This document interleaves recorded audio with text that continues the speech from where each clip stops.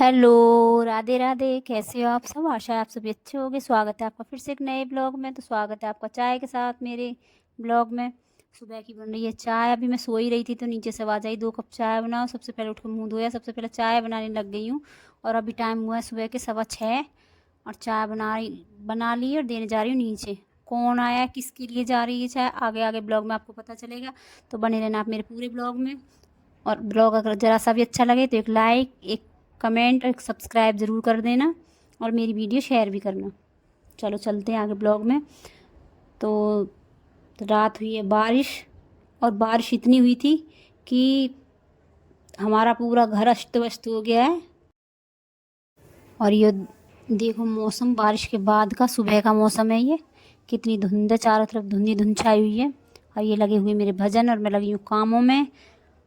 और रात उज्जवल सोया हुआ था। जो बारिश हुई ना उसकी वजह से कहीं ना कहीं छत का पानी हो गया बंद, पाइप हो गई उसकी बंद, क्योंकि कहीं ना कहीं पॉलिथीन आ गई उसमें कोई।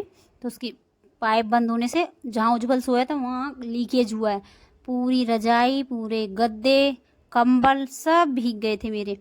तो उज्जवल रात को 2:30 बजे बोलते मम्मी पानी आ रहा है। मैंने बोला कहाँ से, देखा तो पूरी उज्जवल की रजाई भीग चुकी थी। फिर उज्जवल उठाया, खाट पे सुलाया, उसके पापा बाहर बेड पे सोए, तब हम एडजस्ट हुए। उसके बाद मैंने पूरे बिस्तर बाहर सुखाए। जब बिस्तर बाहर सुखाए तो देखा बेड के अंदर भी पानी जा चुका था। तो पूरा करा बेड साफ। और आपने देखा चूहे ने फिर कहीं ना कहीं जाकर अंदर फिर वही धुंधकार मचा दी। चूहे ने फिर से कपड़े काट दिए, सामान काट दिया, पूरा बेड फिर बाहर निकाला, गर्म कपड़े पूरे बाहर करे। पूरे गर्म कपड़े जाऊंगी नीचे रखने बकस में। यार बहुत काम फैल गया आज मेरे लिए।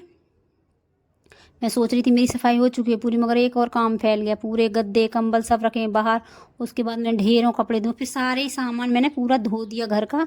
उसके बाद मैं खुद नहाई और देखो मैंने अपने लड्डू गोपाल नहला दिए, धुला दिए, सजा दिए। देखो मेरे लड्डू गोपाल कैसे हैं, मेरे लड्डू गोपाल सुंदर से लड्डू गोपाल मेरे प्यारे से। और मैंने लड्डू गोपाल को धूप दीप सब कर दिया है, भोग लगा दिया है दूध का। और उसके बाद मैंने बाहर वाली बेड शीट भी चेंज कर दी है। अंदर के सारे कपड़े बिस्तर सुखा कर आ गई धूप में। और जितने भी ये देखो बेड शीट, ये वाली बेड शीट मैंने कल ली थी।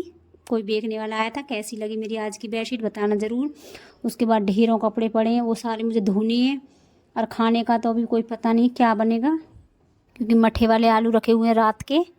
तो सिर्फ मुझे चावल और रोटियां सेकनी है। नाश्ते में मैंने आज चाय के साथ ब्रेड सेक दिए थे बच्चों को, और खुद भी वही खाए थे सबने हमने। तो पहले धुल देती हूँ सारे कपड़े। और पूरे जंगले खिड़की मैंने सब खोल दिए ताकि पूरे बेड में अच्छे से हवा लग जाए, कहीं गीलापन ना रह जाए, ताकि बेड में कोई दिक्कत ना बन जाए आगे। तो पूरे खिड़की दरवाजे खोल दिए। और मैं सोच रही थी मेरे घर की पूरी सफाई हो चुकी है टोटली, मगर कहाँ, भगवान जी ने एक नया काम बढ़ा दिया मुझे। चलो करना तो है। और ये देखो मेरी पूरी छत भर गई कपड़ों से। 2 दिन के डेली यूज वाले कपड़े थे, फिर सारे कंबल सुखाए, रजाई सुखाई, सारे बेड के गद्दे फैला दिए खाट पर। कपड़े सुखाने के लिए भी नहीं जगह बची थी मेरे, इतनी सारे कपड़े हो गए थे। फिर मैंने कुछ कपड़े रेलिंग पे डाले, कुछ साइड में तार बांध रखी उस पर डाले। 4-5 तो मेरी बेड शीटें ही हो गई थी आज। और चलो बताती हूँ आज खाना सुबह सुबह किसने सुबह से चाय पी है, खाना खाया है। आज भोले बाबा के मंदिर में क्या हुआ बताती हूँ आपको। ये जाते हैं सुबह सुबह मंदिर पूजा करने। तो एक वहाँ कोई मंदबुद्धि बैठा हुआ था। तो जहाँ भोले बाबा की पूजा की जाती है, जहाँ भोले बाबा की पिंडी है, मतलब भोले बाबा की शिवलिंग है, वहाँ उसने आग जला रखी थी। और जितने भी वस्त्र थे ना भगवान जियों के, वो सब में उसने आग लगा कर वो सेक रहा था, क्योंकि उसका दिमाग ही कुछ ऐसा था। जैसे ही ये गए बोलते हैं खाना चाहिए, भूख लगी है, खाना चाहिए, उसने 2-3 बार बोला। फिर ये उसको लेकर घर आए, इन्होंने मुझसे चाय बनवाई, पहले उसके लिए रस दिए चाय के साथ, फिर बोलता है मुझे भूख लगी है। फिर ये बोल रहे थे उसके लिए रोटी बनाओ, फिर मैंने उसके लिए रोटियां बनाई।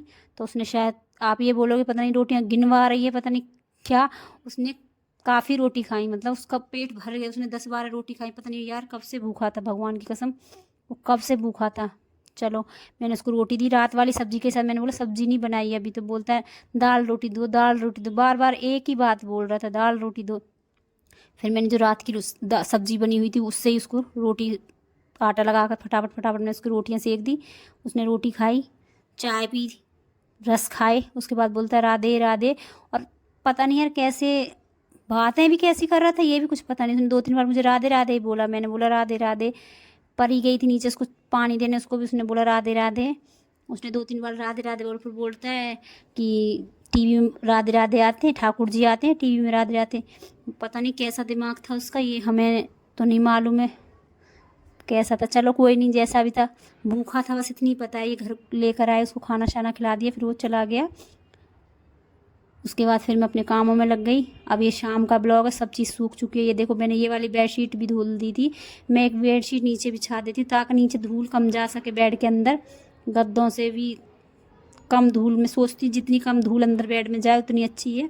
तो पहले एक बेडशीट नीचे बिछा दी है, उसके बाद बिछा देती हूँ एक बेडशीट ऊपर, उसके बाद लगा दिए गद्दे, उसके बाद फिर एक बेडशीट बिछाऊंगी, उसके बाद बिछाऊंगी दूसरी वाली बेडशीट। तो कितनी सारी बेडशीटें मैं डाल देती हूँ बेड पे। आप भी बोलोगे पागल हो गई है क्या, मगर मुझे आदत है, मैं ऐसे ही बिछाती हूँ, पहले से ही ऐसे ही बिछाती आई हूँ। तो मैं ऐसे ही बिछाती हूँ। और ये वाली बेडशीट मैंने इसलिए बिछाई ताकि मेरी बेडशीट अंदर वाली जो सेट रहती है, तो मेरे बच्चे कितना भी बैठ लें, ये बेडशीट मेरी हटती ही नहीं है। और ये देखो जितने भी बैग रखे हुए हैं जाएंगे नीचे बकस में। ये साइड में जितने भी कपड़े हैं सारे बकस में जाने वाले, नीचे रखा है एक मेरा बकस, उसमें जाएंगे बड़े वाले बकस में। एक दो रजाई भी जाएंगी बकस में। खाना बना लिया है, खाना खा लिया है, फिर देख रहे हैं हम टीवी। चलो अब मिलते हैं कल वाले ब्लॉग में, जब तक के लिए बाय बाय।